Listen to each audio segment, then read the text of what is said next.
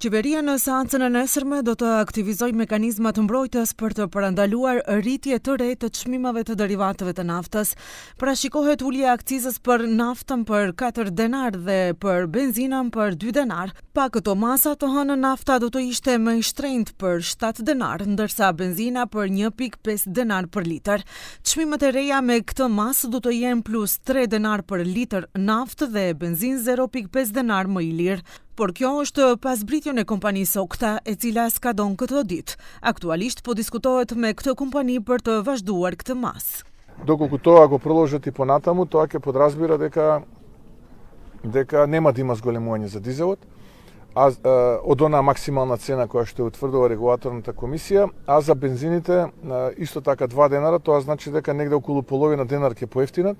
И доколку Окта ги продолжи ние 2 денара за литар бензин, тоа значи дека ќе имаме повторно 2,5 денара поевтин литар бензин. Kryeministri Ristian Mickoski vlerësoi se ky vit do të jetë jashtëzakonisht i vështirë. Kriza mund të zgjasë edhe 1 deri në 2 vjet në varësi të vazhdimit të sulmeve ndaj Iranit, ndërsa do të ketë ndërhyrje toksore të kufizuar apo më të madhe ose nëse nuk do të ketë fare.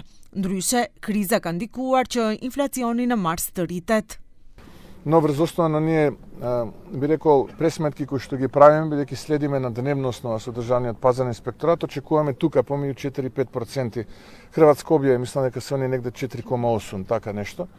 Очекувам тука да сме и ние, еве да речеме да не биде двоцифрена. Për këtë arsye, qeveria njofton se përveç masave ekzistuese do të shqyrtojë edhe mekanizma shtesë për mbrojtjen e standardit të jetesës. Aktualisht është në fuqi norma e ulur e tetimit mbi vlerën e shtuar nga 18% në 10% për derivatet e naftës, ndërsa do të ulen edhe akcizat. Цениме дека овие робусни први чекори го даваат својот ефект, инаку понатаму анализираме, Министерството за финансии анализира сите оние основни прехранбени производи кои што се со 5% да ги намалиме на 0%, да се практично без ДДВ.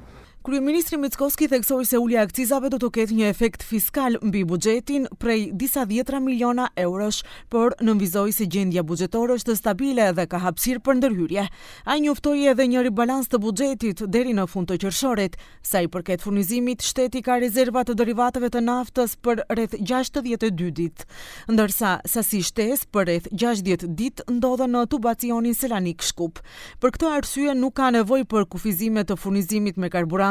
Sipas vlerësimeve për shkak të çmimeve më të ulta, konsumi i karburantit nga drejtuesit e automjeteve të huaja është rritur, duke shkuar në 15% të shitjeve totale të derivateve në Maqedoni nga 10% që ishte gjatë 2 javëve të fundit.